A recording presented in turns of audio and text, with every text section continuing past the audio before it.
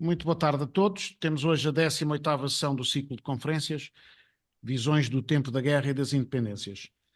E muito boa tarde àqueles que estão presentes hoje e àqueles que estarão depois, obviamente, visualizando através do YouTube da Comissão Portuguesa de História Militar.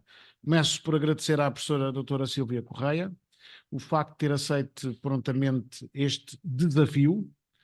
Já aceitou outros aqui na comissão, já vamos no terceiro ou no quarto, já perdi a conta, agradeço mais uma vez, inclusive esteve connosco no colóquio, mas quem vai fazer a apresentação da Sílvia vai ser aqui o Coronel Aniceto Afonso, como é tradição aqui nestas sessões. Saúdo também o nosso Coronel Aniceto Afonso, obviamente como membro do plenário, membro do Conselho Científico, e hoje como moderador deste painel, até pela sua relação próxima, também com a Sílvia, e portanto, mais uma vez, muito obrigado, ainda por cima é o coordenador desta atividade. Saúdo todos os restantes membros, em particular o mestre João Tavares, que é o co-coordenador do ciclo, e passamos então a explicar aqui genericamente, até porque o Coronel Aniceto Afonso usará da palavra a seguir. Eu só queria dizer que este ciclo é organizado pela Comissão sob a coordenação do Coronel Aniceto Afonso e do mestre João Tavares, e tem o apoio da Associação 25 de Abril, do Instituto da Defesa Nacional. O meu secretário-geral não pode, porque está com o curso de Defesa Nacional neste momento, e da Liga dos Combatentes, e tem a chancela da Comissão Comemorativa dos 50 anos do 25 de Abril de 74. A professora Sílvia Correia vai ser já de seguida apresentada, mas eu destacarei, e já saberão alguns, a conferência é sobre a ação psicológica, moralidade discursiva na guerra colonial portuguesa. Matéria muito pouco trabalhada. Eu espero que este YouTube, depois, quando estiver no ar, incentive mais gente a trabalhar estas áreas. Infelizmente, temos muito poucas. E, portanto, as regras já sabem. Eu passo a palavra ao colega Aniceto Afonso. Ele apresenta a Sílvia faz a sua comunicação. No final, o nosso coronel faz mais uma ou duas perguntas complementares. Como sabem, neste ciclo nós não temos o contacto direto, podem pôr aqui umas perguntas se quiserem, mas só aqui no chat para mim, mas não há esse contacto, mas depois obviamente encerrarei eu a sessão. Muito obrigado a todos mais uma vez, passo então a palavra ao Coronel Aniceto Afonso. Ora bem, boa tarde a todos, sejam bem-vindos, tanto aqueles que nos estão a ouvir diretamente como aqueles que nos ouvirão no futuro. Em primeiro lugar, desejo repetir algumas palavras que já utilizei neste projeto, numa das oportunidades que tive de falar em anteriores conferências, mas julgo que é sempre oportuno repeti-las como seu organizador, em conjunto com o meu amigo mestre João Tavares.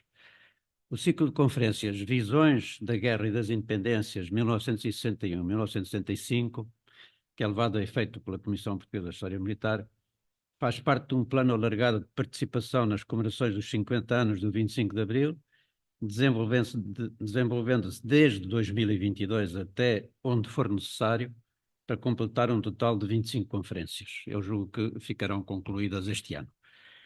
Esta de hoje, com a professora Sílvia Correia, é a 18ª. É também um encontro com pessoas estudiosas da questão, quer tenham estado ou não na guerra e nos processos de independência, tanto nacionais como dos novos países. Tivemos e teremos a oportunidade de ouvir e registrar os seus depoimentos para publicação e memória futura. As conferências estão centradas no próprio conferencista, que terá a liberdade de escolher os assuntos a tratar e a forma como deseja apresentá-los. Podemos dizer que será sobretudo um depoimento, sem qualquer tipo de limitação, a não ser o do tempo disponível. Só assim conseguiremos obter um resultado final múltiplo e abrangente do pensamento atual sobre o tema. O conferencista tem como único interlocutor um moderador que lhe apresentará as questões que entender. Portanto, o que esperamos é obter um resultado em que as visões sejam múltiplas e livres, como deve ser. Qualquer limitação de âmbito ou de temas não faria sentido, tanto mais quanto o projeto se insere, como disse, nas comemorações dos 50 anos do 25 de Abril. Desejo agradecer à Comissão Portuguesa de História Militar e ao seu presidente, o Major-General João Vieira Borges, por trazer a guerra e as independências para o âmbito dos nossos estudos e também às organizações apoiantes do projeto. Hoje temos connosco a professora Sílvia Correia, da Universidade do Porto. Seja também bem-vinda, estamos todos muito gratos pela sua disponibilidade e pela sua presença.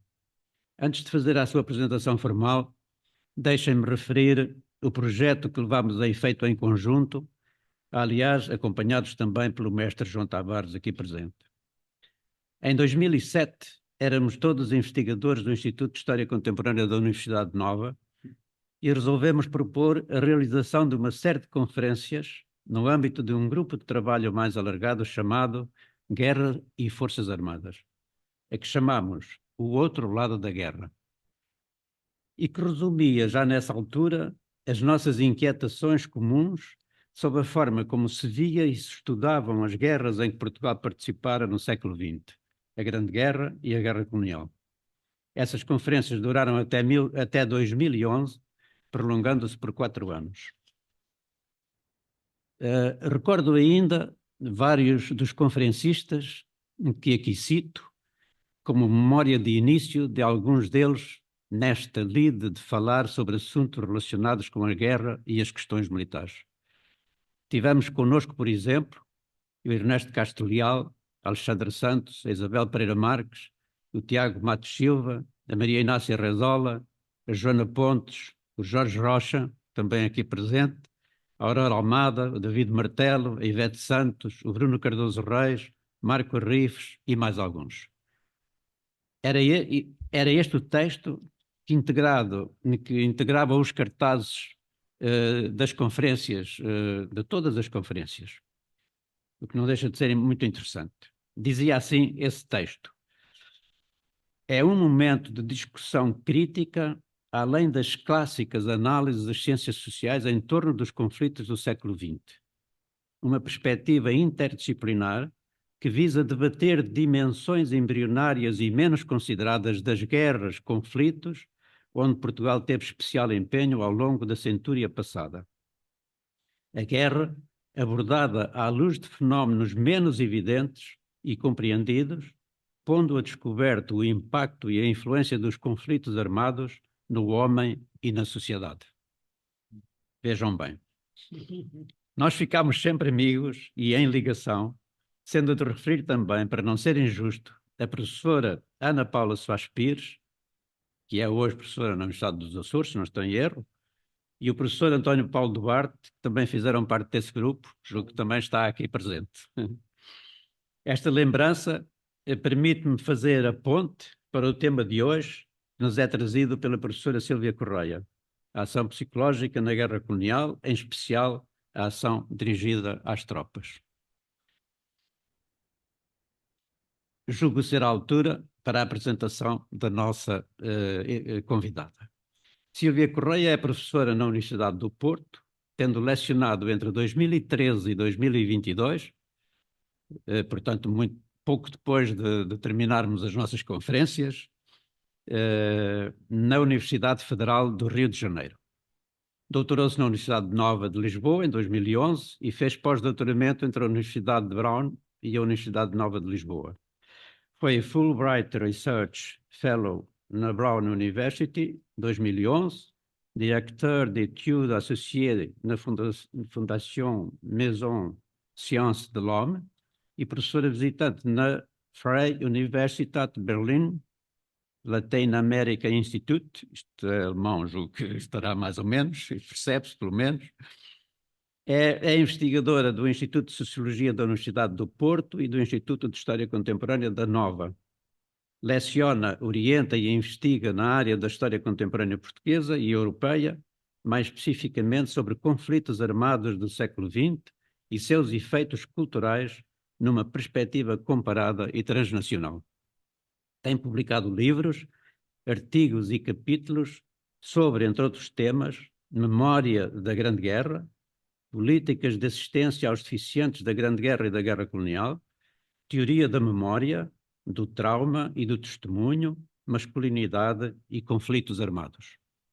Permito-me salientar como estes temas, então, estão bem perto do nosso propósito de 2007, quando nos empenhámos no projeto O Outro Lado da Guerra. Muito obrigado mais uma vez. A palavra é agora sua. Boa tarde a todos. Muito obrigada pela longa apresentação e pela memória de um evento que, de alguma forma, tinha com essas mudanças de trajetos, de alguma forma já estava num horizonte bastante longínquo, que é muito interessante trazer essa discussão. Eu quero, acima de tudo, antes de mais, agradecer o convite à Comissão Portuguesa de História Militar. Quero agradecer também o convite ao seu presidente, o general João Vieiras Borges, e também ao amigo, o coronel Aniceto Afonso, com quem tenho trabalhado longamente e que sempre deu muita força. Também nesta possibilidade de, quando eu lhe apresentava os temas, e lembro até no doutoramento, quando fui procurar fontes no Arquivo Histórico Militar sobre a Primeira Guerra Mundial, e a determinada altura fui procurar maquetes de cemitérios, e sempre tive muita adesão do Arquivo Histórico Militar para todos estes assuntos que eu trabalhava, como deficiência e guerra, culto dos mortos, a questão da cultura e da memória de guerra. E sempre é de facto com alguma honra que eu tenho, de facto, um amigo que esteve sempre aberto a abrir as portas dos arquivos e também a conversar, e com uma disponibilidade incomparável, para ouvir propostas, muitas vezes muito pouco consensuais, e muito pouco comuns do que é que seriam estudos sobre a guerra, estudos culturais sobre a guerra e os estudos de memória de guerra. É também mais uma vez uma honra estar aqui na Comissão Portuguesa de História Militar. Acredito que é o início e uma longa colaboração que se possa estabelecer. E eu hoje irei falar de um tema que fiz algum trabalho de investigação em 2017, ou seja, nessas indas e vindas entre o Brasil e Portugal. E há uns anos atrás, quando eu propus em 2011 trabalhar sobre a guerra colonial, que depois a distância geográfica tornou mais difícil, uma vez que implicaria vir aos arquivos, e nessa altura recolhi algum material do Arquivo da Defesa Nacional, também um arquivo que está extremamente bem cuidado e acessível ao público em geral, ou seja, eu recomendo vivamente que consultem o arquivo da Defesa Nacional. De alguma forma também que trazer um pouco, mais uma vez, agradecer muito ao Coronel Aniceto Afonso por esta memória que ele trouxe de um evento que recordo, de facto, mobilizou um pouco a nossa sensibilidade de tratar temas marginais, menos consensuais e que trazem essa história crítica da guerra, não tanto uma história tradicional militar, mas uma história crítica da guerra, dos conflitos armados, e com uma lista de convidados que agora recordo e que o Coronel recordou muito bem, uma lista de convidados muito interdisciplinar e muito crítica sobre, de facto, o que é que seria a experiência da guerra, dos conflitos do século XX português e pensar também o que é que seria a memória no século XXI. Eu vou fazer uma apresentação muito breve, vou também tentar partilhar aqui o meu ecrã, porque só tem apenas algumas referências que eu acho que são importantes colocar. Espero que consigam ver. Vou agora partilhar.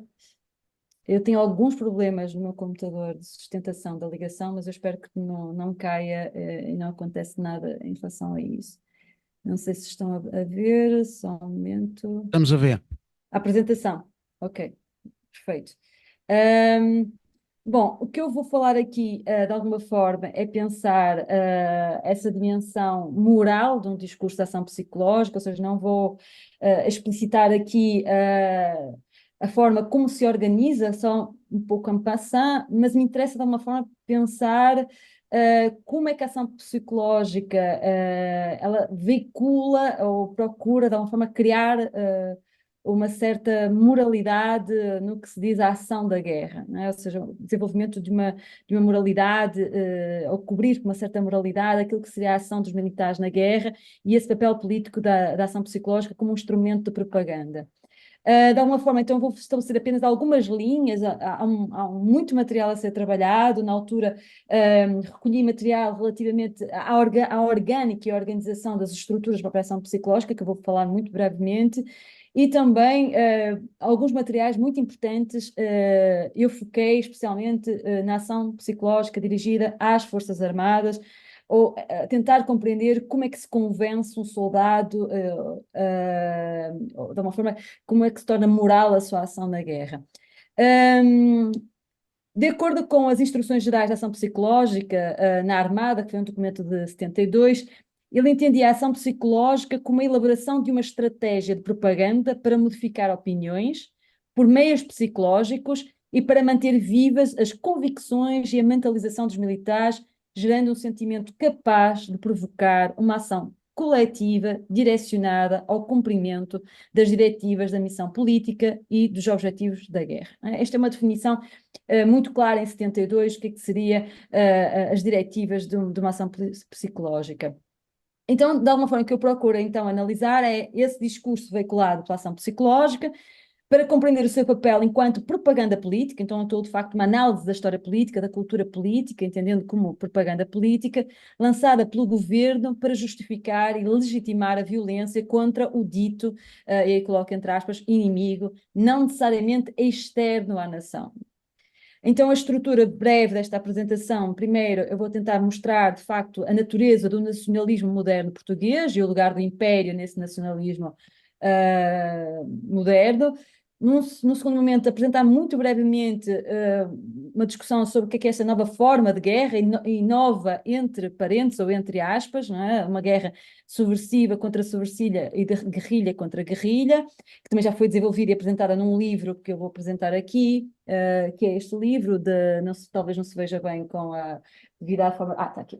Desfocada, mas é A Conquista das Almas, de Anicete Afonso e Carlos Matos Gomes, que foi editado na Tinta da China, que eu recomendo muito vivamente. E depois, no segundo momento, falar sobre a ação psicológica e 2 eixos apenas do discurso político que era disseminado junto dos soldados portugueses.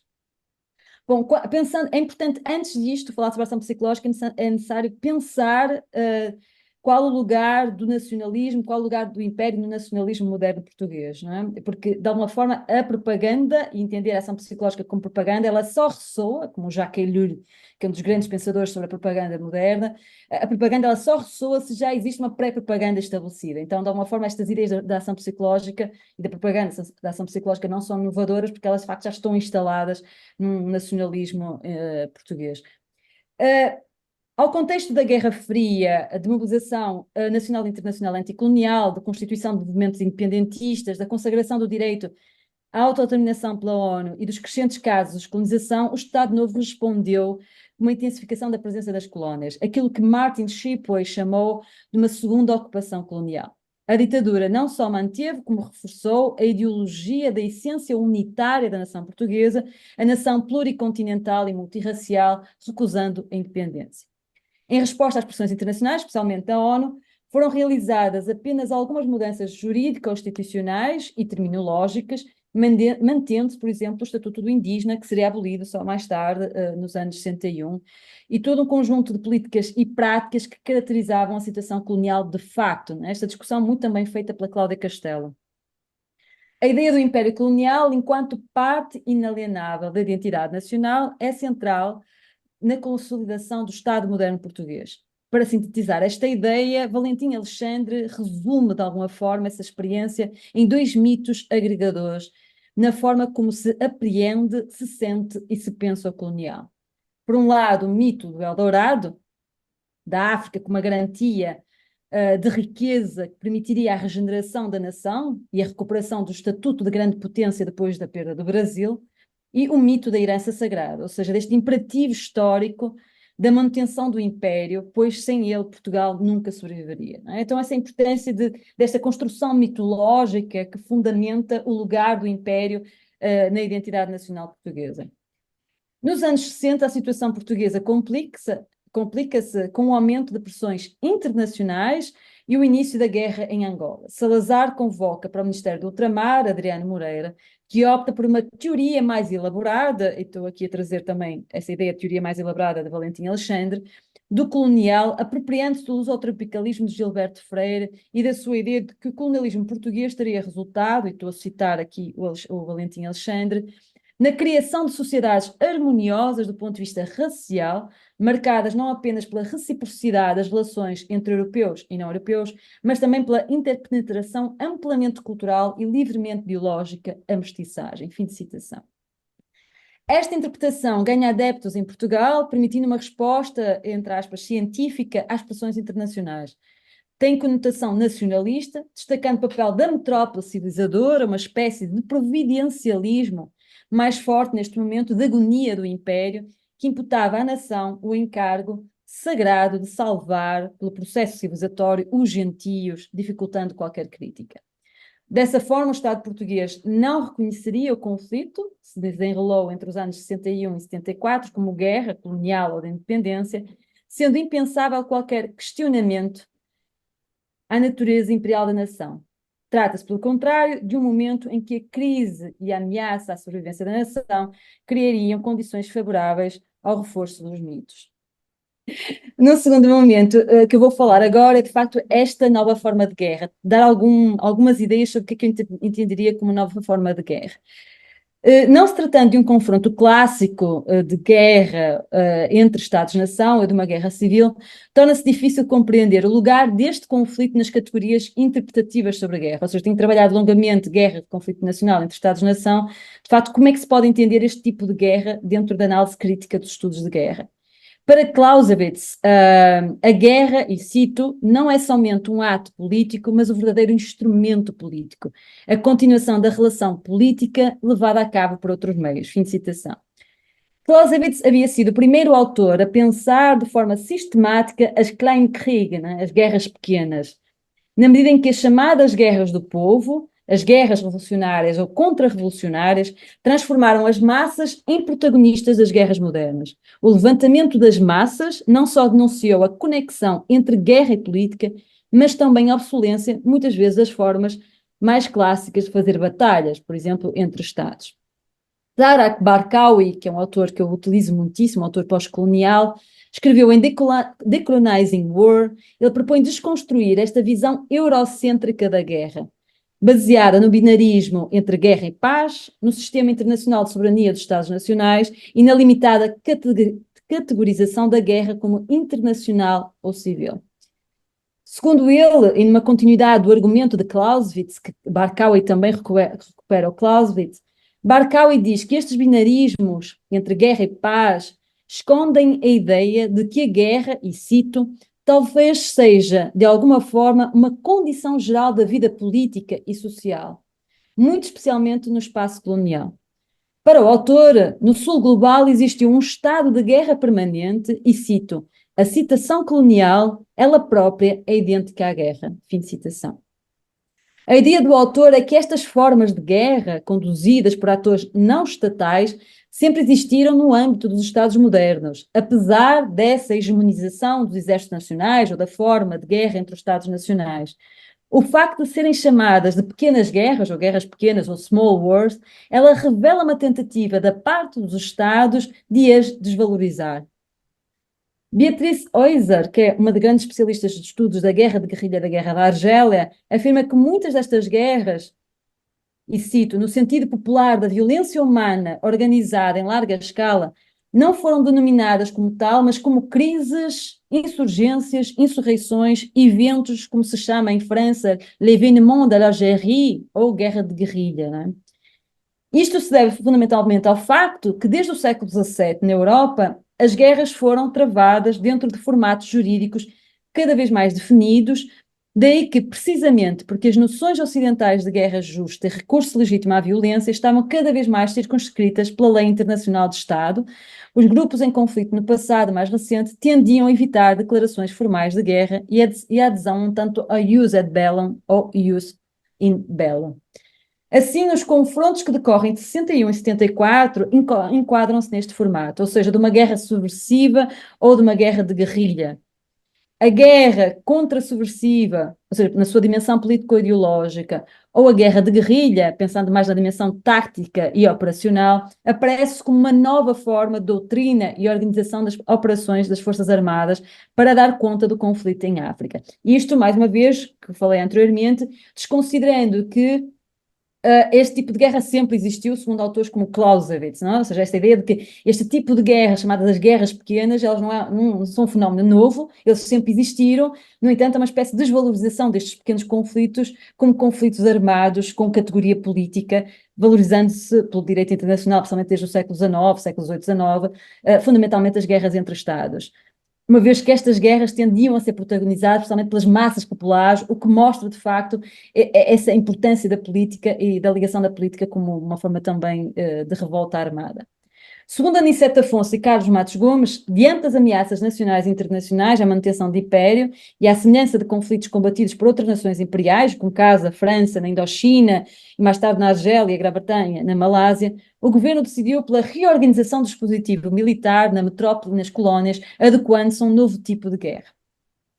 Em 1963, é publicado o primeiro manual operacional intitulado O Exército na Guerra Subversiva e em 1969, no Simpósio da Contra-Subversão, define-se que, e cito, a finalidade fundamental da organização contra-subversiva, aqui embaixo, é o estabelecimento de uma doutrina e o prosseguimento de uma política suscetíveis de conduzir à coordenação das atividades de natureza civil, militar e paramilitar a todos os níveis, com vista a obter uma unidade de pensamento, uma dinamização de vontades e um integral aproveitamento dos meios de ação para a prevenção, neutralização e aniquilamento da subversão. Essa tríade, né? Civil, militar e paramilitar.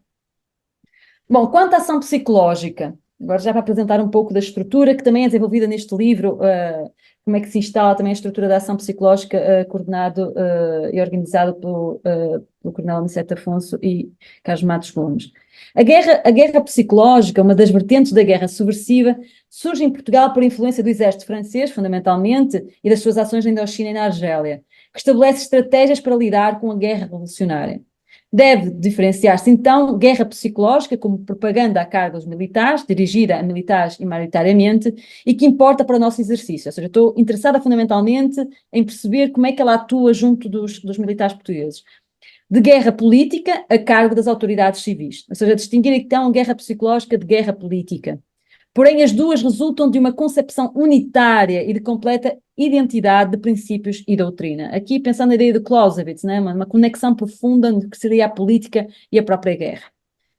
Dentro da guerra subversiva, iremos fixar a nossa atenção na ação psicológica, né? Para além de, existe também a ação psicossocial e a ação de presença. Introduzida em Portugal em 1965, coordenada pelo Secretário-Geral da Defesa Nacional, por intermédio da Comissão de Ação Psicológica das Forças Armadas, obedecia às diretivas da Presidência do Conselho, apoiada na Comissão Interministerial de Ação Psicológica. A ação psicológica era percebida, citando assim as instruções da ação psicológica na Armada. Mais uma vez, este documento para mim é extremamente interessante, porque marca aí também um ponto de viragem no que seria a ação psicológica. 71, 72 é, de facto, um ponto de viragem no que seria a ação psicológica.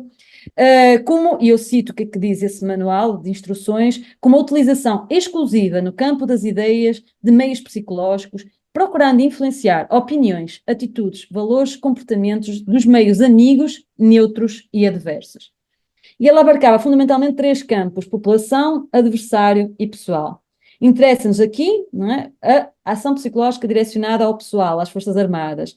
E citando novamente esse manual de relatório e manual de ação psicológica, que diz: deverá procurar, sob a forma de um entretenimento, manter vivas as convicções, a mentalização dos militares, tanto dos que se estão preparando para a defesa do ultramar, como especialmente os que ali se encontram cumprindo missões de soberania. Fim de citação.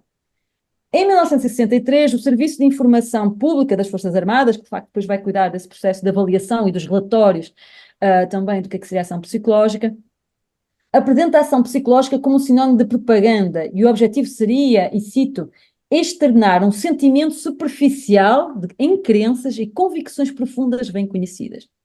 Jacques Ellul, que é um dos grandes pensadores do século XX sobre a propaganda, um dos primeiros autores a trazer uma discussão sobre propaganda, define que o objetivo da propaganda moderna não é mais mudar ideias, mas provocar uma ação. Não é mais a adesão a uma doutrina, mas agarrar irracionalmente a um processo de ação.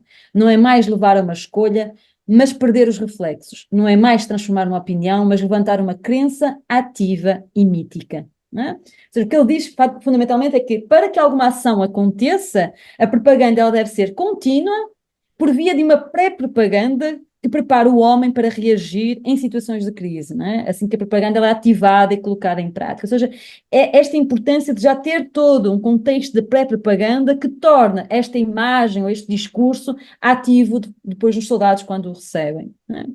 Então, depois de uma longa submissão nacional aos mitos da herança sagrada e do Eldorado, que eu já apresentei, por via, de facto, destes instrumentos de ideologização à disposição do Estado moderno português, irrompido o conflito, ou seja, iniciada a guerra, a propaganda seria imediatamente acionada pela forma de uma ação psicológica, no sentido de mobilizar as tropas para uma guerra justa, e guerra entre aspas, né, just war, a guerra justa, por uma causa maior. A persecução da missão histórica de defesa e regeneração da nação pluricontinental e multirracial. Nessa direção, em 1963 foram estabelecidas as diretrizes gerais da ação psicológica, e eu vou aqui apenas citar brevemente, não vou falar dos meios da ação psicológica, porque existem vários, mas fundamentalmente, e cito apenas alguns, né? Um longo documento chamado Ação Psicológica nas Forças Armadas, propaganda, um documento de 63, que diz: a função fundamental é moralizar as tropas para que possam tirar máximo rendimento, conquistar sentimentalmente as populações indígenas para que colaborem no combate aos terroristas, criar um ambiente favorável às relações de colaboração entre unidades administrativas e voluntárias, impedir e contrariar a propaganda do inimigo, promover, e cito, né, sentimentos tradicionais contrários à discriminação de qualquer espécie, em especial raciais e religiosas, e, por fim, elucidar as tropas sobre a necessidade de garantir a sobrevivência da comunidade portuguesa, também estou a citar, independentemente do desfecho do conflito.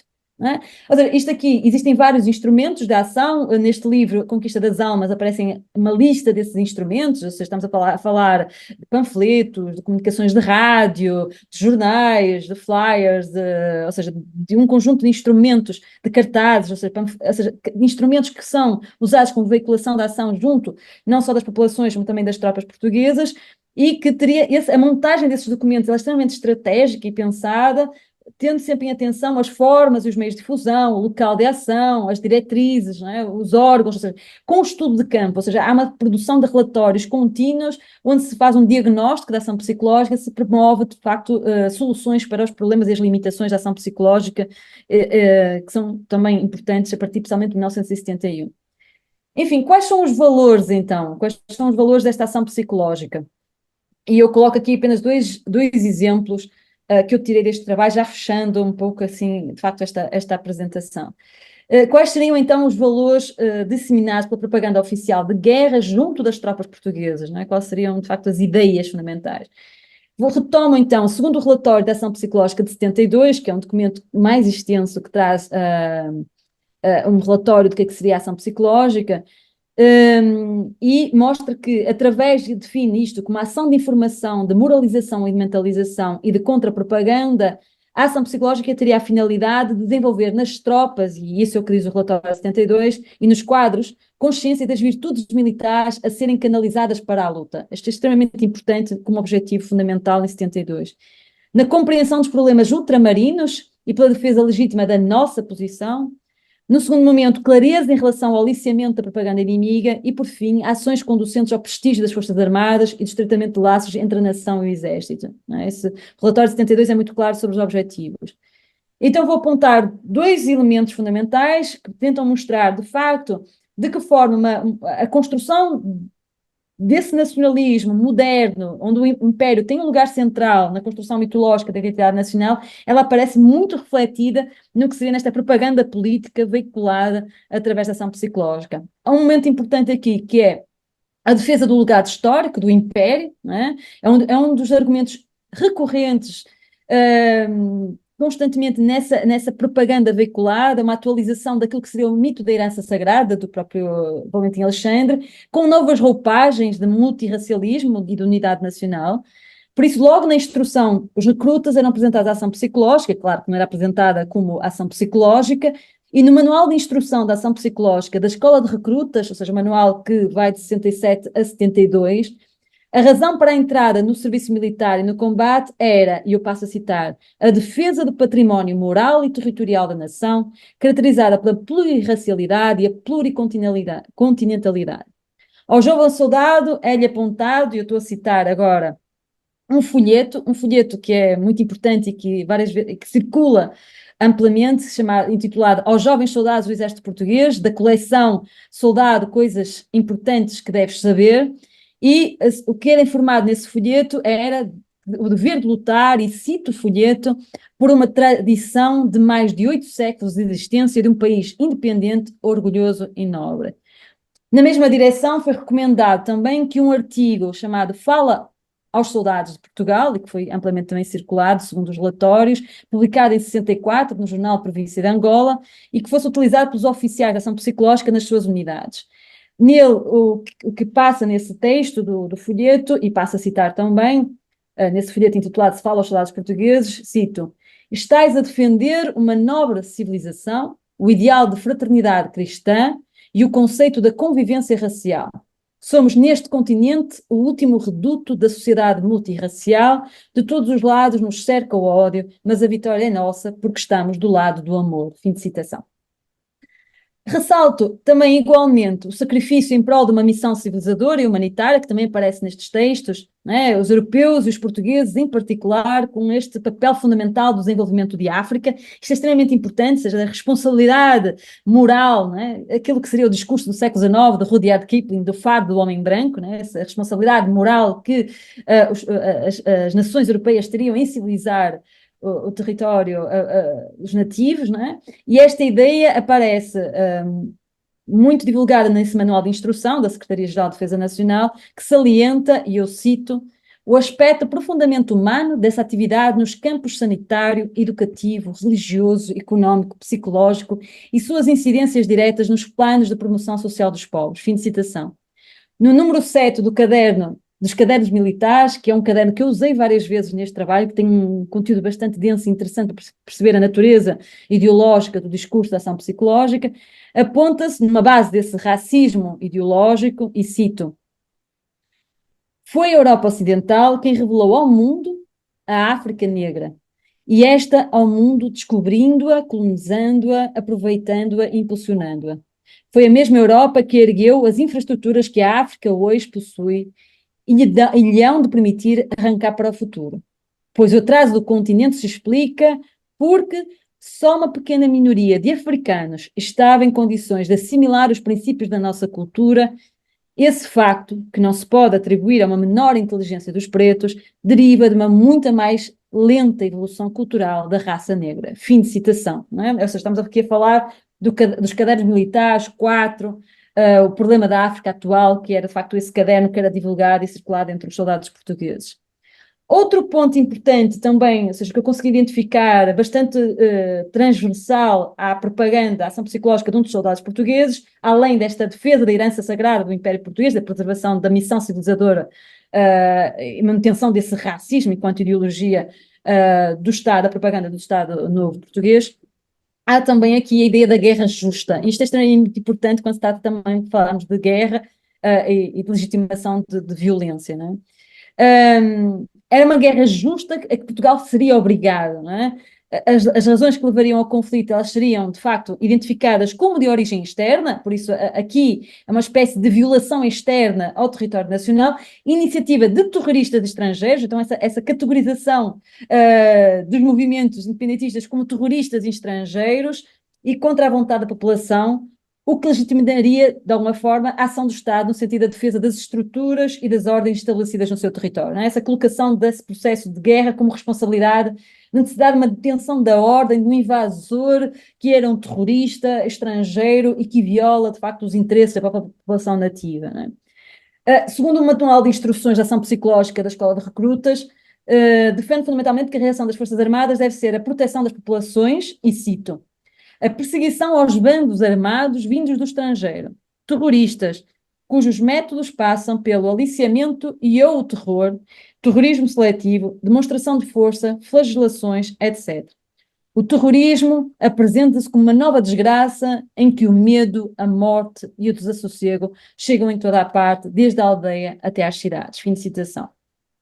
A descolonização, ela aqui é apresentada como uma reivindicação interesseira e legítima, senão alienígena. Isto é extremamente importante, não é? Esta reivindicação para a independência, ela como um fator alienígeno, de influência de terroristas, de influência de interesses internacionais, de burocratas, desse contexto também da Guerra Fria, que não pode ser desconsiderado aqui, e alega-se novamente nesses cadernos militares, e estou a citar novamente: é um erro pensar que todos os povos africanos querem ser independentes. Para as tribos do interior, independência é o sinónimo de minoria e exterminação. Quem pretende a independência, porque julga que por seu intermédio se vai apoderar dos bens dos brancos, são as populações do litoral e dos arredores das grandes cidades, que, em regra, são constituídas por indivíduos destribalizados, isto é, abandonaram a sua tribo para procurarem trabalho e perderam os seus usos, os seus chefes nativos. Não tendo nada a perder, querem pela violência e traição apoderar-se dos bens dos brancos, ingenuamente convencidos de que serão eles, de futuro, que viverão nas grandes e belas casas que vêm nas cidades e que passarão em automóveis conduzidos por chofés brancos. Fim de citação. Então, um ponto importante aqui é que esta conquista da independência, não é? e os resultados da independência mostrariam, segundo a propaganda, a incapacidade dos africanos de gerirem o próprio território. E cito novamente o documento Ação Psicológica. Como não estão preparados para as funções que exercem, todos eles têm vários conselheiros brancos, que são verdadeiros mercenários burocratas, não é? Essa influência alienígena, não é? no processo de independência.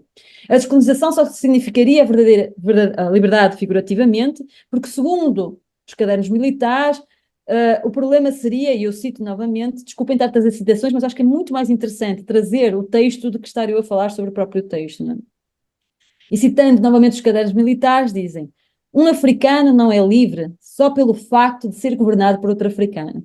Sustentar esta tese simplista é uma manifestação de raciocínio e de ignorância das mais comezinhas realidades. Em 1950, quando se desenharam os primeiros movimentos de descolonização, a África estava praticamente liberta das suas três grandes pragas: as lutas tribais, as doenças e a fome. Mas perdida a disciplina e a orientação impostas pelas autoridades europeias, entregues às populações a si próprias, a governos que não têm forma de se fazerem obedecer, as três pragas voltaram de novo. Então, mostrar, de facto, tentar mostrar que existe uma incapacidade das próprias populações se gerirem a si mesmo e, de facto, a perdição possível com o processo de descolonização. Enfim, já em tom de conclusão, que é um ponto importante aqui, a guerra de descolonização era colocada às Forças Armadas Portuguesas e aos soldados, através de uma propaganda feita nas unidades, não só centrada na metrópole, mas também em todos os setores do território do conflito e também com ramos estabelecidos, com unidades estabelecidas nos diversos territórios da guerra colonial. De facto, ela torna então a batalha como uma batalha lícita, um verdadeiro esforço do mito da herança sagrada, pela defesa da herança histórica de uma nação pluricontinental e multirracial, pela perpetuação da missão humanitária e civilizadora, nesta discurso do fardo de civilizar os bárbaros, de alguma forma que é trazida aquela discussão do século XIX, desse racismo como ideologia, pela perpetuação da missão humanitária e civilizadora, pela ilegitimidade da guerra revolucionária feita por terroristas e pelos desinteresses dos africanos pela descolonização e não preparação para a sua independência, para a construção política depois da independência. Enfim, para o CIPFA, o Serviço de Informação das Forças Armadas, a ação psicológica deveria estar ao serviço, e estou a citar, ao serviço do interesse geral e da proteção da nação, através de mensagens simples, repetidas e justapostas às convicções dos indivíduos, adequando a verdade aos interesses, sem alterar, procurando contágio de ideias, criando um sentido de unidade. Estas ideias gerais, repetidas constantemente, como se quer uma propaganda eficaz de guerra, sintetizam a maioria dos argumentos que faziam da guerra uma guerra justa, convertendo a violência numa causa moral em defesa, e como diz a Diretiva Nacional número 1 da Ação Psicológica de 1972, em defesa da justiça, ordem e paz social, da educação, trabalho e progresso, e de Portugal, nação pluricontinental e multicultural. Enfim, a guerra colonial havia então eclodido no momento em que os impérios europeus já se encontravam visivelmente em agonia ou tinham desaparecido, e por 13 anos soldados portugueses lutaram numa guerra nunca reconhecida pela ditadura como tal, uma guerra clássica, de alguma forma, e que de facto implicou, como eu já trabalhei num outro trabalho, muitas vezes também no próprio reconhecimento de reivindicações dos soldados que lutaram na guerra colonial por direitos de assistência ou direitos para reconhecimento da deficiência mental e física. Tratava-se, afinal, de combater uma mobilização popular, insurreição, guerra, subversão, que colocava em causa a ordem colonial estabelecida. Desconsiderá-la, ou seja, desconsiderar a natureza desta guerra, revelava, por um lado, que a violência era parte integrante da experiência colonial e, por outro lado, denunciava a tentativa por parte da metrópole de minimizar o conflito a uma manifestação menor, as chamadas guerra pequena, né, provocada pelo desejo de um inimigo pouco representativo externo à nação. Praticamente perdida interna e internacionalmente, e apesar do estado de negação da ditadura, a manutenção da guerra esteve inevitavelmente associada à aplicação de estratégias que alimentassem e garantissem a moral das tropas, estimulassem nelas uma prontidão para seguir cegamente os comandos militares, como trabalha Watson, que é uma autora que trabalha muito a questão do espírito das tropas, da questão da moralidade das tropas, uma autora mais dedicada também aos estudos da Primeira Guerra Mundial. A ação psicológica é uma parte, de facto, importante nos confrontos desta natureza, coube, de facto, esta função de alimentar uma consciência, uma moralidade no próprio confronto. Entendida como propaganda de guerra, lançaria mão de um conjunto de estímulos psicológicos, crenças coletivas, que estimulassem a ação dos soldados no sentido de cumprimento de objetivos políticos.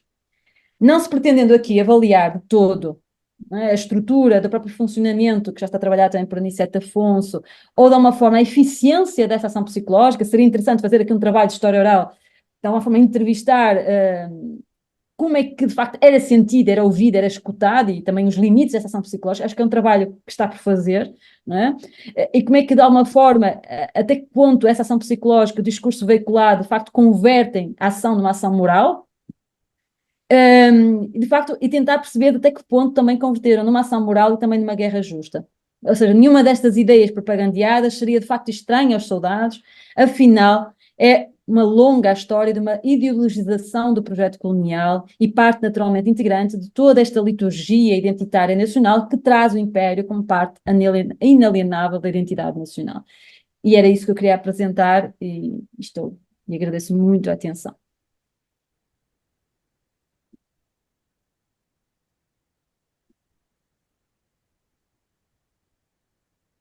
Professora Silvia Correia, era exatamente isto que pretendíamos. Eu espero que nos estejam a ouvir. Obviamente que quando ouvimos uma apresentação deste tipo, todos nós, ou que vivemos na guerra, ou que vivemos a guerra, obviamente estamos a associar imagens.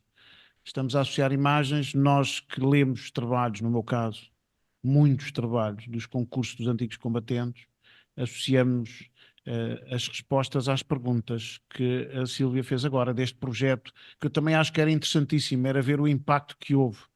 Só que é uma geração que está a desaparecer, é bom que façam essas investigações rapidamente, porque a lei da vida sobrepõe-se a tudo. E eu tive o privilégio de ver dezenas de trabalhos em que respondem às suas questões, e eu tenho-os aqui connosco. Os combatentes não deixam de falar daquilo que é a guerra justa. É muito interessante, desde o soldado até ao general. Sobretudo hoje, ou sobretudo há 2 anos para cá, desde a guerra da Ucrânia, a grande discussão pública, obviamente, da guerra na própria Conselho de Segurança das Nações Unidas leva a que, desde o soldado ao general, abordem depois a guerra que fizeram em África, nessa perspectiva de justiça ou não. A questão da ação psicológica vem lá, em alguns dos trabalhos. Eu agora, quando os ler segunda vez, vou-me lembrar das perguntas que a Sílvia fez. Mas quem faz aqui perguntas não sou eu, vai ser o Coronel Aniceto Afonso. Eu dei-lhe este tempo para ele estar a preparar 2 ou 3 perguntas e passo-lhe a palavra. Obrigado. Ora bem, muito obrigado pela sua conferência. A sua conferência sugere-nos uma série de problemáticas que podemos levantar. Eu queria fazer alguns comentários. É que esta questão da ação psicológica que abordou, tanto podemos observá-la como como o outro lado da guerra, como mais uma forma de olhar o outro lado da guerra, como podemos olhá-la como sendo o âmago da própria guerra. porque a ação psicológica, no fundo, traduz uma posição que é a posição ideológica do regime. O regime do Estado Novo foi construído sobre um conjunto de pilares, um dos quais é a questão colonial, a questão do império, portanto, a posse do império. E isso nunca desapareceu ao longo das décadas. Portanto, o regime sempre defendeu a existência, a inevitabilidade de ter que defender esse império para ele próprio se justificar. E, portanto, isso, no fundo, é aquilo que nos leva à guerra, é a razão da guerra, é a razão do início da guerra e do prolongamento da guerra. Portanto, estamos no centro das razões, quando falamos da ação psicológica, que é uma forma de traduzir depois na prática a ideia do regime sobre o império, as colónias e a guerra, e as pessoas que vão fazer a guerra, portanto, os militares, como podemos também analisar a ação psicológica como um conjunto de documentação e orientações e regras que se vão, como tudo, não é? Se vão passando dos escalões mais altos até ao escalão mais baixo. E questionar-nos, aliás, fez essas perguntas e muito bem, questionar-nos sobre como é que, depois na prática, no terreno,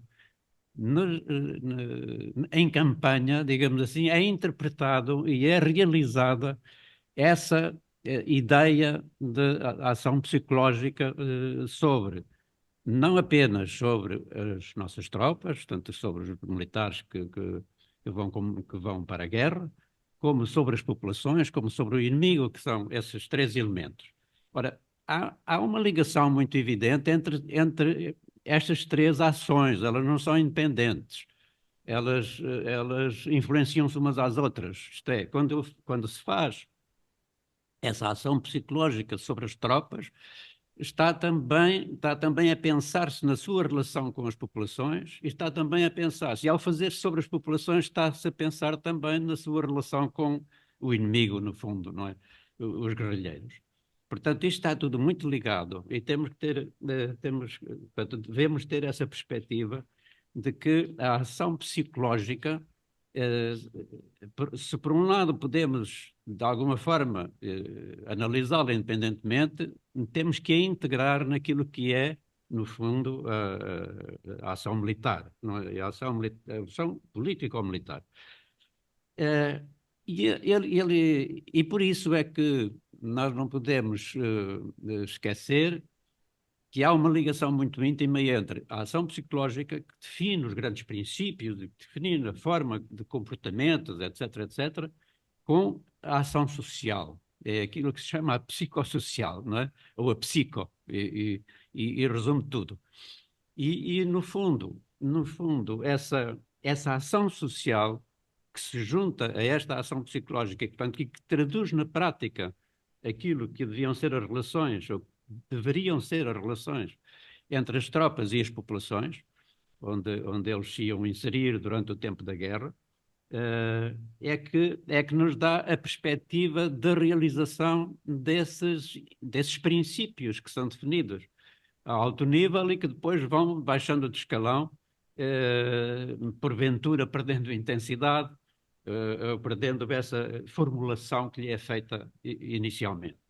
Isto eu quero dizer que nesta questão desta manobra psicológica, que no fundo podemos chamar assim, desta manobra psicológica, há neste tipo de guerra, nesta guerra, há a possibilidade de interpretação muito ao nível local. Isto é, não há forma de fazer um controle mais ou menos eficaz de como é que as tropas aplicam no terreno esses princípios psicológicos, da ação psicológica e da ação social. Enquanto que, por exemplo, a manobra logística está perfeitamente definida, é perfeitamente definida e as regras são cumpridas desde cá em cima até lá em baixo e tem que ser assim porque senão não funciona.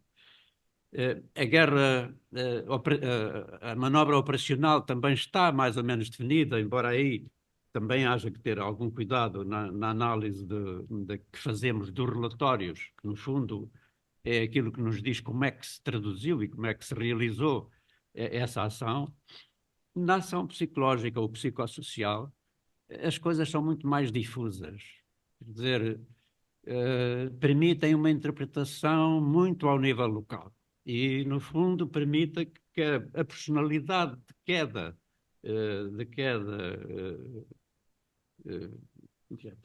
não, de queda responsável, não é que está encarregado de implementar esses planos da ação psicossocial, interpreta à sua maneira, muitas vezes, aquilo que tem que fazer no terreno.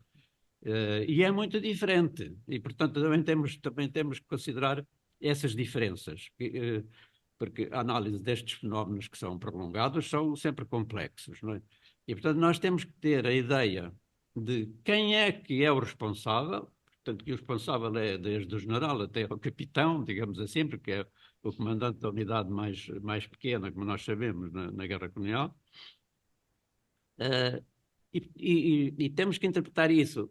Nas pessoas que executam, temos que interpretar isso nos territórios em que está a ser executado. Os territórios são também muito diferentes, não apenas 3 territórios, não apenas Guiné, Angola e Moçambique, mas sim no seio destes territórios há também grandes diferenças, não é?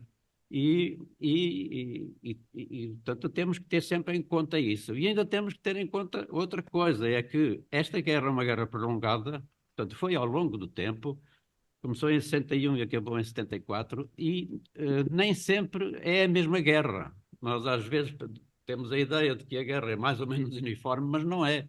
Portanto, o pensamento que há em 61 é e o pensamento que há em meados da década de 60 é outro, e em 70 a guerra entra quer dizer, as pessoas observam a guerra e pensam sobre a guerra de forma diferente. Isso reflete-se, por exemplo, na correspondência, que é uma forma muito interessante de também ver o que é que as pessoas que participavam na guerra, portanto, os militares, a forma como veem a guerra e como evolui o seu pensamento e a consciência que têm daquilo que estão a fazer ao longo deste tempo. Portanto, temos que ter atenção. A forma como é executado, o lugar onde é executada estas doutrinas, onde estas doutrinas são aplicadas, e também a evolução ao longo do tempo nos vários territórios e nas várias zonas operacionais. Ora, só mais alguns apontamentos. A questão da ação social é muito interessante de analisar, e é pena para que não haja mais investigação sobre estas questões. A questão da ação social funciona para os militares portugueses que têm pouco em conta essa grande dimensão da ação psicológica, das doutrinas, digamos, em termos de ação psicológica, mas têm muito em conta a sua relação muito direta com as populações. E isso, a ação social funciona quase assim como uma consolação, ou um escape, ou sobretudo um conforto desses militares portugueses quando estão em contacto com as populações e percebem que a única coisa que podem fazer ali é ajudar essas populações, portanto, porque eles conhecem muito bem os problemas das populações, porque eles próprios saem de ambientes, não é? E de sociedades e de comunidades que têm, não são exatamente os mesmos problemas, mas são muito semelhantes. São os problemas que depois se colocam aqui ao nível mais local da assistência da saúde, em termos sanitários, da assistência em termos de alfabetização, por exemplo. São problemas que se colocam em termos de transportes, porque estas populações, em muitos em muitas zonas destes territórios imensos, estão praticamente abandonadas pela administração local, a administração colonial. A administração colonial não chega a essas populações e, portanto, ali, dentro daquele tempo de guerra, naquele tempo de guerra, há mais um intermediário para essas populações, que são exatamente as tropas que estão presentes nesses territórios. Portanto, eu aprecio sempre muito estas reflexões sobre a guerra, sobre estas questões que são um pouco marginalizadas quando se fala da guerra, mas que são essenciais para compreender os comportamentos dentro e fora da guerra, portanto, não apenas dos militares, mas daqueles que se relacionam com os militares, que são, no fundo, as populações, e as próprias populações são muito diferentes umas das outras.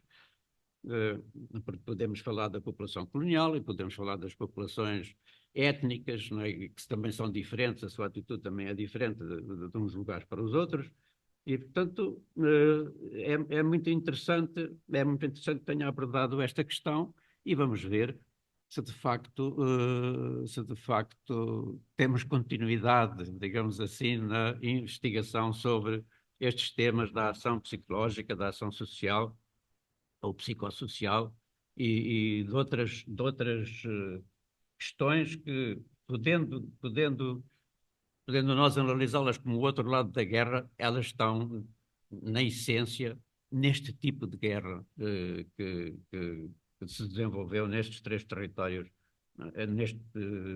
neste período tão longo. Agora, ainda queria dizer-lhes mais uma coisa, que para além de ter apreciado a sua comunicação, apreciei também o seu trabalho, o trabalho que publicou em baseou esta comunicação.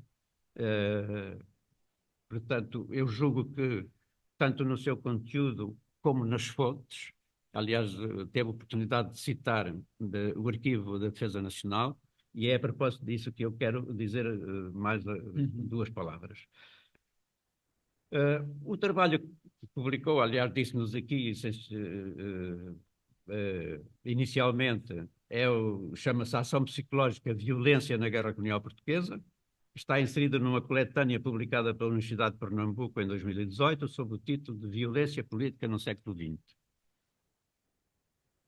E o que gostaria de realçar é que a fonte principal que foi a base do seu trabalho assenta em documentos acessíveis através do Arquivo da Defesa Nacional, e isso deixa-me sempre duplamente satisfeito. Pelo testemunho da abertura dos arquivos militares e da defesa e pelo contributo que pessoalmente dediquei a esse fim durante quase 2 décadas. Foi uma tarefa de muito me orgulho, como devem calcular. A este propósito, quero referir que recentemente a atual Ministra da Defesa Nacional, a professora Helena Carreiras, produziu um despacho relativo à transferência de alguns fundos arquivísticos do SENCFA, portanto, do Estado-Maior-General das Forças Armadas, com mais de 30 anos, uma norma, que vem fazer doutrina e esclarecer muitas regras que andavam dispersas. O estudo que levou a este despacho foi feito por um grupo de trabalho dirigido pelo Major-General Vieira Borges, e que eu próprio integrei também. A expectativa que temos agora é que ele leve para o Arquivo da Defesa Nacional e, portanto, esses fundos, não é, que levam, e que eles sejam abertos ao público num prazo razoável, esses diversos fundos arquivísticos de grande valor histórico, como são os casos, e dou aqui como exemplo, dos arquivos da Direção de Informações, da Direção de Informações Militares do ENCFA, do COPCON, do SDCI, que é o Serviço Diretor e Coordenador da Informação, que funcionou em 74, 75, e da Guerra Colonial, incluindo os 3 territórios, e ainda de outros também importantes. Incluo nas minhas felicitações a doutora Maria João Marques Pires, que é responsável atual pelo Arquivo da Defesa Nacional, o Major-General João Vieira Borges, que dirigiu o grupo de trabalho, todos os outros participantes nesse grupo de trabalho, e em especial a Sra. Ministra da Defesa Nacional, que nesse aspecto deixa o terreno preparado para o funcionamento normal dos sistemas de arquivo da Defesa Nacional. Tem sido sempre muito difícil do sistema de arquivos funcionar normalmente com transferência regular da sua documentação, dos seus fundos documentais antigos, portanto já com interesse histórico, para o Arquivo da Defesa Nacional. Portanto, desculpem-me a extensão da minha intervenção, mas eu sei que não devia passar a ocasião de dizer isto. Devolvo então a palavra à nossa convidada, se quiser fazer mais algum comentário, aliás, juntamente com a minha gratidão pela sua presença. Eu agradeço muito o comentário. Eu vou fazer apenas alguns outros comentários. Ou seja, optei por um foco nesta apresentação, ou seja, há muito mais para trabalhar. E eu ressalto que, eu acho muito interessante, no meu trabalho, eu sempre optei por procurar compreender como é que se criam instrumentos que justifiquem a violência, não é? Ou seja, desde a Primeira Guerra Mundial, sempre me mobilizei, o meu trabalho sempre o que me mobilizou foi pensar como é que se legitima a morte, como é que se legitima a guerra e como é que se torna passível, ou seja, este tipo de confrontos e tornar moral este tipo de confrontos. E é muito interessante, vou ressaltar novamente a documentação, porque de facto é uma documentação que eu tive acesso, eu tenho muito dessa documentação transcrita e analisada, só não tive tempo ainda para escrever sobre ela, que de facto o tempo é maior do que o desejo, não é? Ou seja, tens pouco tempo, tens muito desejo, mas pouco tempo, não é? Mas o mais interessante aqui é que se nós formos ver os relatórios da ação psicológica, eles são extremamente interessantes para perceber de alguma forma, e como dizia o Coronel Aniceto Afonso, o estado das tropas. E é muito mais interessante, ou seja, na Primeira Guerra Mundial isso é muito claro, toda a discussão sobre o espírito de corpo e a criação do espírito de corpo, como é, o espírito do corpo ele não é criado anteriormente, ou seja, a guerra e a experiência da guerra, e, por exemplo, autores, historiadores que pensam a questão da experiência da guerra como eu, é muito interessante perceber que a condição de soldado ela não se cria necessariamente pré-guerra, ou seja, há, claro, uma propaganda, etc., mas grande parte da condição do que é ser um soldado, ela é criada em função desta experiência do cotidiano da guerra. E é muito interessante em perceber como é que os relatórios da ação psicológica, eles trazem constantemente essa avaliação psicológica. Então os relatórios dizem, apontam questões como não é inteiramente objetivo, e estou quase a citar, mas não é inteiramente objetivo usar a avaliação psicológica como uma parte importante de perceber a forma como se combate, mas é extremamente importante avaliar que a condição em que se encontram as tropas poderá implicar uma série de incapacidades ou influenciar a ação das tropas. Ou seja, algo que não era muito, ou seja, estamos a falar que levamos anos, ou seja, vamos até o século XXI a considerar, por exemplo, o impacto psicológico da guerra nos veteranos da guerra colonial, por exemplo, e as próprias instruções dos serviços militares durante a guerra colonial é que, de facto, a parte psicológica é extremamente importante. Ou seja, o que eu estou a falar aqui é que, se nós formos analisar toda esta construção de um discurso, por exemplo, os manuais de recruta, eles têm questões como, eles têm uma espécie de índice do que deverá ser incutido ao soldado, ou seja, nós temos 2 minutos para apresentar o que é a guerra colonial, 3 minutos para apresentar o que é ser um soldado e a condição viril do soldado, ou seja, a palavra viril aparece, não é? Ou seja, essa ideia de uma masculinidade, de uma instrução direcionada à masculinidade, de que estes homens seriam homens de facto nesse tipo de confronto, se assumissem os valores e os ideais da instrução militar.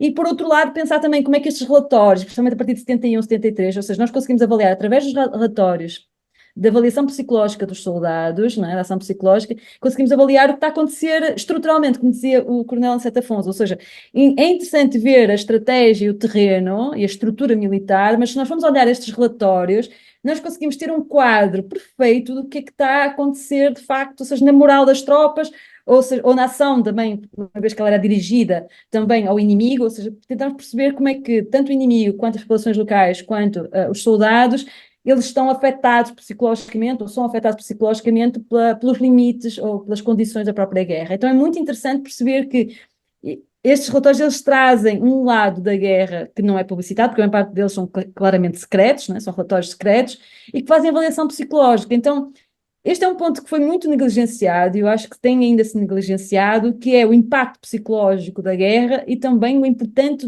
ou seja, de estratégias psicológicas que eram feitas em guerra, ou seja, a propaganda e o trabalho psicológico dos homens, ou seja, o que traz a esses homens a ideia da moralidade de matar, e é sempre muito interessante perceber que, como disse o Coronel Aniceto Afonso, não é uniforme, existe uma determinação central, mas a forma como é aplicado depende claramente de quem é responsável pela aplicação, ou seja, há lugares claramente onde se denuncia que há limitações da ação, da própria ação psicológica, parte dos capitães, das companhias, então significa claramente que é claramente dependente de uma ramificação de como é que funciona.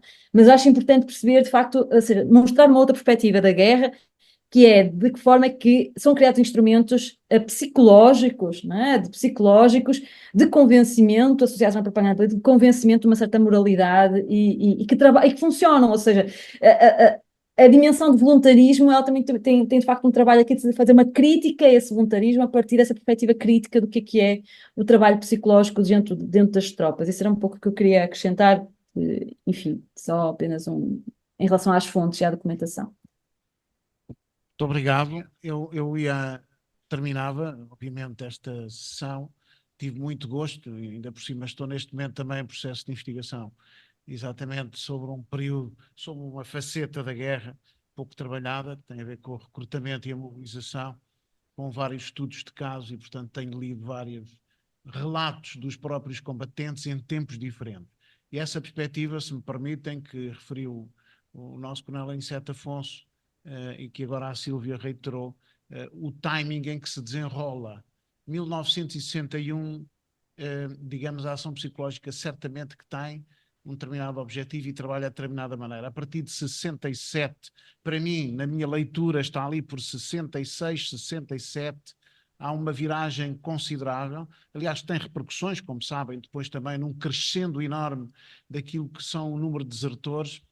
E, portanto, há uma influência externa que faz com que certamente a ação psicológica tenha que ser alterada. Eu não vi os relatórios da ação psicológica, portanto, estou à vontade. E depois, 73, novamente, a ação psicológica, de certeza que teve que ter um trabalho enorme. Isto é da minha leitura dos relatórios dos combatentes. Agora, vocês que estão a ler estes relatórios da ação psicológica, porventura, terão datas diferentes, mas já vi que não é muito diferente a partir daquilo que disse o coronel Aniceto Afonso. Muito obrigado, foi muito importante. Eu queria agradecer ao coronel Aniceto Afonso por, obviamente, nos trazer mais alguns dados, para além daqueles que trouxe a Sílvia, e também dizer da minha satisfação deste relatório que trabalhámos em conjunto, e obviamente perceberão que o coronel Aniceto Afonso foi fundamental para o despacho da senhora Ministra, que é um despacho de futuro e para o futuro, sobretudo para todos nós investigadores, que vamos certamente ao Arquivo da Defesa Nacional depois analisar todos aqueles documentos e, portanto, quando falamos, obviamente, em guerra colonial, uma keyword, uma palavra-chave, chama-se sempre Aniceto Afonso. Todo o trabalho que tem feito ao longo da sua vida e que agora agradeço-lhe aqui, porque foi muito importante também aquele que deu para este despacho. Obviamente a senhora Ministra, sendo uma investigadora, preocupou-se com isso até ao final, mesmo nesta situação que politicamente não é favorável. Nós desde dezembro, estávamos a trabalhar um despacho complicadíssimo e, portanto, eu também fiquei muito satisfeito e agradeço a todos, e em particular ao coronel Aniceto Afonso, que estava como perito, como assessor, perito neste projeto. À Sílvia Correia, eu acho que depois, quem tiver a ouvir dos seus alunos esta sua intervenção, e o dia 2 já tem para aí 300 temas para abordar. Porque eu estava a ouvi-la e eu estava a tomar nota, ainda por cima a associar com os comentários que tenho que fazer diariamente e que vou fazer novamente, ainda ontem estive na SIC, hoje é na RTP, sobre a guerra na Ucrânia e mesmo sobre a guerra de Gaza. Em que aí se tratam por terroristas, que vêm do latrocínio também para os romanos, o nosso viriato também era um terrorista. E, portanto, eu vou fazendo essa leitura ao longo dos tempos, desde os romanos até aos dias de hoje, e realmente há pontos comuns, e estou sempre a aprender. E agradeço-lhe também, Sílvia, e desejo as melhores felicidades para o seu trabalho e para os seus alunos, que no fundo vocês são descendentes aqui do coronel Aniceto Afonso, e há aqui mais à minha volta. Muito obrigado a todos, foi uma ótima sessão, muito boa tarde e esperemos então pela 19ª sessão, que está perto, teremos connosco o meu antecessor, o meu ilustre antecessor, o Presidente-Geral Sousa Pinto, com uma experiência pessoal muito gratificante para todos nós e portanto fica o desafio. Muito boa tarde a todos. Okay, boa tarde.